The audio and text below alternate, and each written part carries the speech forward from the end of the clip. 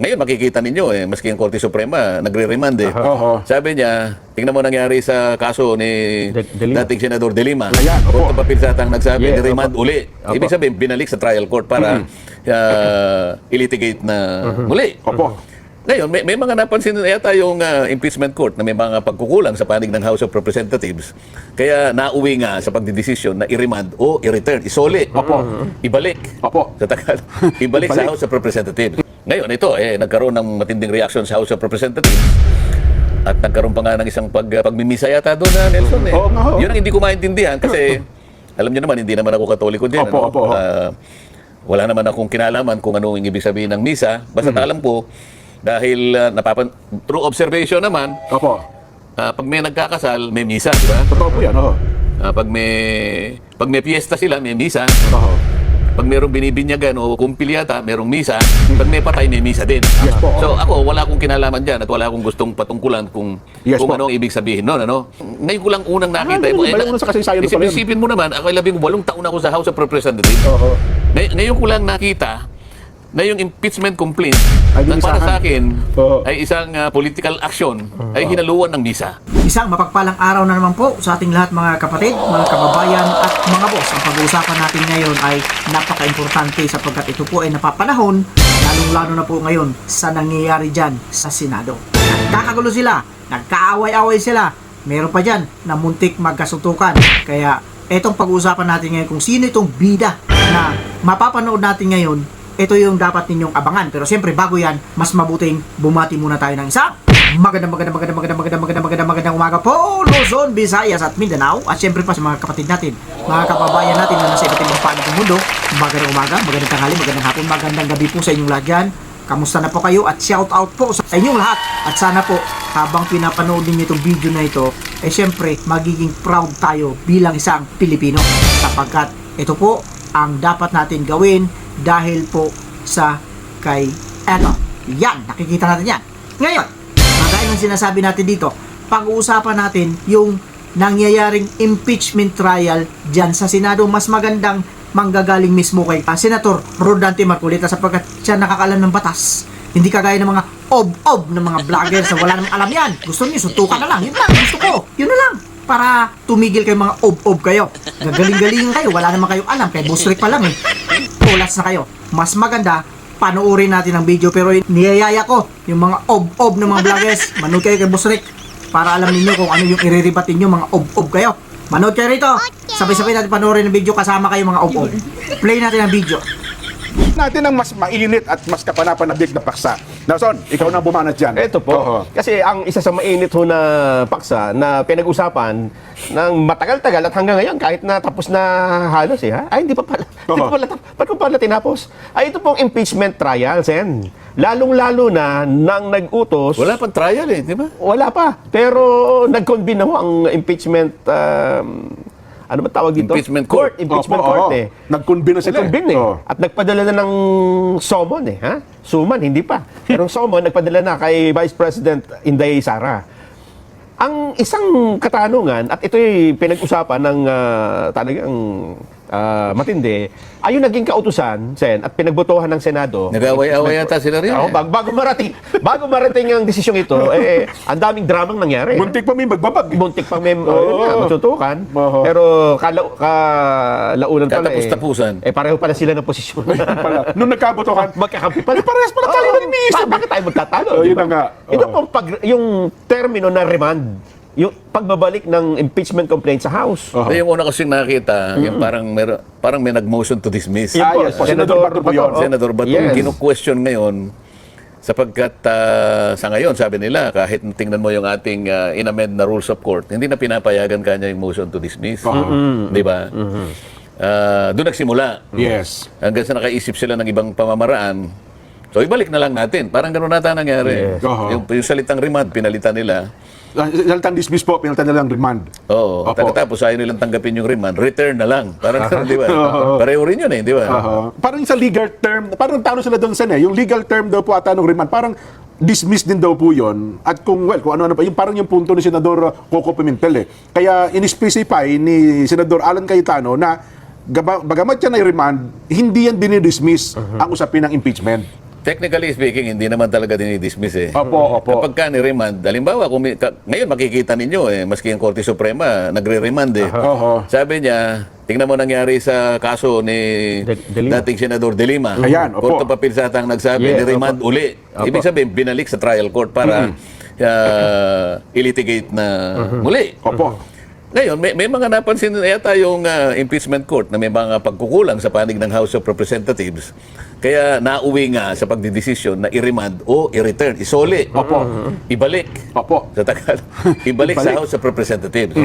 At may kalakip ngayon na pahayag na katungkulan na una, sabi niya gano'n, i-attest ninyo na hindi kayo nagkaroon ng paglabag Aha. doon sa ating one-year bar rule. Yan. Aha. At pagkatapos, yung isa, ay kinakailangan mag-adapt kayo ng isang resolution na specifically yung 20th Congress ay papayagan ang inyong naunang initiative na pagsasubmit Opo. ng impeachment complaint.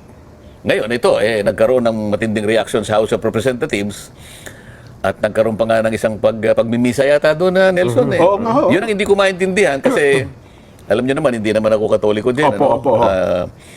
Wala naman akong kinalaman kung ano yung ibig sabihin ng misa. Basta alam ko, dahil through observation naman, Opo. pag may nagkakasal, may misa, di ba? Totoo po yan. Oho. Pag may piyesta sila, may misa. Oho. Pag mayroong binibinyagan o kumpilyata, mayroong misa. Pag may patay, may misa din. Yes po. So ako, wala akong kinalaman dyan at wala akong gustong patungkulan kung Yes po. ano ang ibig sabihin nun, ano? Siyempre, kanya-kanya tayong paniniwala, Nelson. Paniniwalang pang-religion po nila yan. Opo. With all due respect, Opo, ginagalang natin yan. Nang walang anumang uri ng kawalan ng pagpapahalaga, kaya lang naman ako nagtaka, bakit nagkaroon ng misa, nakita ko yung mga kasama ko, dala-dala nila yung, Opo. may kopya sila ng impeachment complaint, Opo. Folder ano yun? Talaga patong-patong nadala-dala nilang gano'n. Opo. Kaya ako nagtaka, unang-una lang, ngayon ko lang unang nakita. ganun ba? Yung unang sa kasaysayan doon pala yun. Isipin mo naman, ako ay 18 taon ako sa House of Representatives. Oho. Ngayon ko lang nakita na yung impeachment complaint Ay, na para binisahan. sa akin Oo. ay isang political action ay hinaluan ng misa. Ah. Ito lang, kaya ako ibigyan nyo na ng kaukulang pangunawa kung hindi ko naman masyadong maintindihan kung bakit kinangalangan ipagmisa yung impeachment complaint na isinuli ng Senado. Baka po namatay. Hindi kaya? Ayoko sabihin nyo kasi nga sabi ko nga sa'yo, pag may patay may misa din eh. Opo. Di ba? Baka kasi nga ako namatay. Kaya naghahanap naman ako ng corona. Wala naman akong makita ang corona. Oo. Lalo, baka ako may kabaong. Nung una nga, akala ko may namatay na Baka naman na binyagan o kaya Ayun nabuhay. na nga, gano'n. ano nga yun. Kaya kayong dalawa tinatanong ko, Oo sapagkat nga, kayo, no? mas observant kayo sa akin eh. Oo. Mas mahilig kayo sa chismis kaysa sa akin. Pero ang katanungan dito, Sen, ay yun daw pag-remand ng impeachment complaint ay first time na nangyari. At may nagsasabi naman na ay hindi, wala yan sa sa batas, di ba? Kaya nga raw hindi tinanggap ng ano, no? Kaya daw hindi tinanggap ng Kamara de Representante yung remand. Ang tukulin daw ng Senado as impeachment at court ay hindi ibalik kundi i-forward, di ba? Oo. I-hear, i-acquit o kaya ay patawan ng guilty. O kaya naman dapat daw nag-motion doon ay ang panig ng depensa. Aha. Hindi ang Hindi sila mismo. hindi ang prosecutor, yung judge, senator judges. Ay, hindi. Mali naman yung pangangatwiran na yun din. Oo. Kung inaakala mo na talagang nag-constitute na yung Senado as an impeachment court eh. Opo. Sa makatwid, yung korte, yun ang Senado. Yes. Okay? Yun, yung House of Representatives represented by the prosecutors, kayo yung Opo. kayo yung litigant. Opo. Ngayon, ang taga-usig. korte, sa regular na korte, Sa regular, kung ano man ang sinabi sa'yo ng korte, sumunod ka. Utos ng korte. Hindi ka pwedeng hindi sumunod doon. Kapag, ngayon halimbawa sa korte natin, meron siyang inutos sa'yo, at hindi ka sumunod, madidisbisan ka. Di ba? Opo. Kasi sabi nila, hindi naman pwedeng i-dismiss. Hindi. Ngayon kasi, merong bagong tuntunin. Ayoko naman sa ano yun yung mga detalye. Opo. Ang korte, sa ngayon, regular courts, hindi nga pinapayagan ng motion to dismiss. Nakalagay. Sabi niya, the defendant is now ordered to file his or her reply, not a motion to dismiss. Yun. Within a period of blah, blah, blah. Pero, ang isa naman ngayon na innovation ng korte, ang una niyang didinggin yung affirmative defenses. Okay. Kasi yung dinemanda mo si Nelson, ikaw ang plaintiff dyan. Opo, So, opo. independent Opo. si Nelson. Si Nelson, nakita niya, Walang jurisdiction to So, pagsagot niya ngayon, ang unang affirmative defense, walang jurisdiction. Yun ilalagay mo Ngayon, ang korte, bago niya pagpasyahan, mag-trial tayo on the merits, titingnan niya yung affirmative defenses. Nakita ng impeachment court, teka muna, parang may mali sa pangyayari kasi. Bakit kanya napag-alaman namin na meron palang 3 impeachment complaints ang ipinail sa House of Representatives December pa 2024. Yung una ipinail ng December 2. Yung isa sumunod December 4. At yung pangatlo December 19. Ngayon, ang tanong ng impeachment court dito, ang kanyang pag-aalala, bakit hindi ninyo nilitigate kagad dito? Meron kayong sariling proseso Meron din kayong rules sa House of Representatives. Bakit hinintay nyo pa na mag-2025 at ang hindi namin maintindihan, ipinlano nyo pa kanya na i-file ninyo hours before the close of the third regular session. Doon kami nagtataka, sabi ng Senado may 3 ng anong ginawa nyo doon sa 3? Kayo nga Na-pending yung 3, tsaka yung pang-4 lang. Inupuan ninyo yung 3. Bakit? Ikakatwiran nila? Hindi naman namin yan. Teka muna, anong ginawa nyo? Sapagkat kung isasalang-alang ninyo ang inyong rules, kapag binasa ninyo ang rules ninyo, ang nakalagay doon, kapag ka nagsumite, pag nag-file ng impeachment complaint, verified, yung isang partido, katungkulan ng Secretary General to immediately refer it to the Speaker's office. Merong word na immediate immediately. Tanong na Senado ngayon, nasa impeachment court, bakit yung word na immediately hindi nyo ginamit? So, ba't di nyo ni-refer?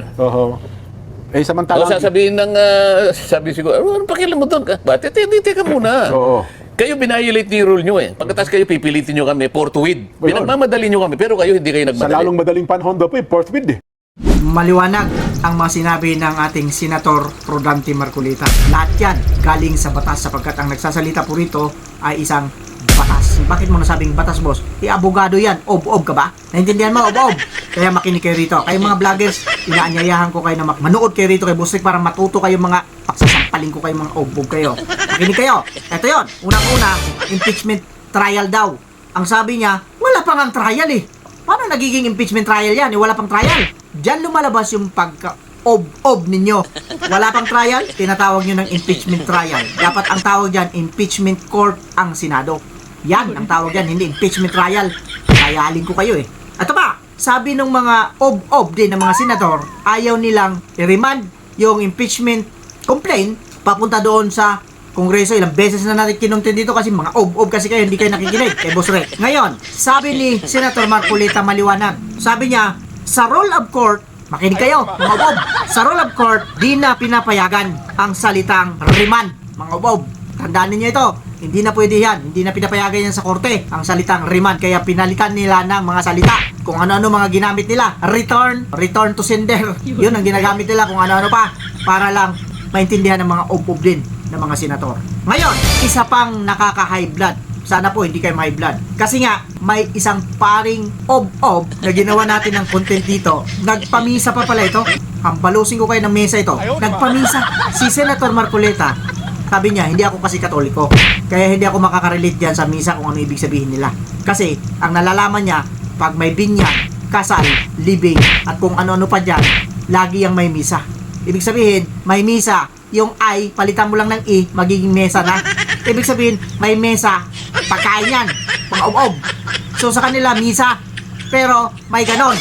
Kada misa meron. Pero wala tayong pakialam dyan. Hindi yan pag-uusapan natin dito. Pakialam natin yung pare na nagpamisa kung bakit ayaw niya na maibalik doon sa Kongreso. Paring ob-ob.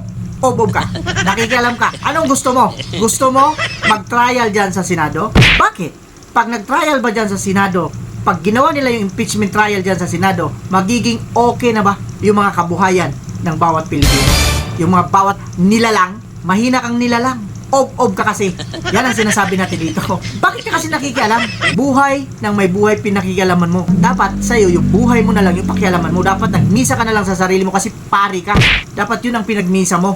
Pumunta ka sana doon sa kung saan sang simbahan nyo, doon ka magmisa at yung mga rebulto ninyo, yun ang dapat na pinaluhuran mo sa mga kagaya mong ob-ob.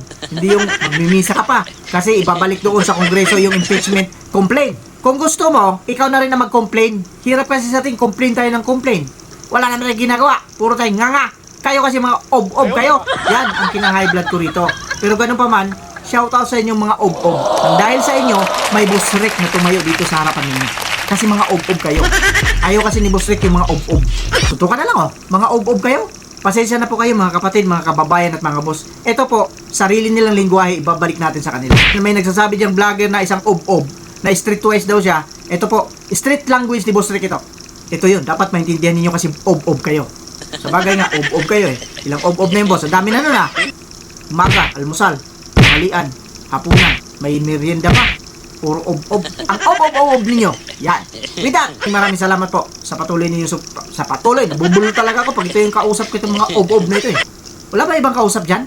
Wala bang hindi ob-ob dyan? Sa patuloy na suporta ninyo dito sa Munting Channel natin. At syempre po, kagaya ng sinasabi natin dito, shoutout muna sa lahat ng gusto magpa-shoutout. Pasensya na po kayo at hindi natin nakagawa yan. Basta alam po ninyo na si Boss Rick nagsa-shoutout po at shoutout po sa inyong lahat dyan. Lahat ng bashers dyan, kasali kayo mga bashers, mag-comment kayo dyan sa baba. Bakit ayaw nyo mag-comment? Kagaya ng sinasabi natin dito, mag-iingat tayong lahat. Pero lang sa mga taong ob-ob. Ob-ob.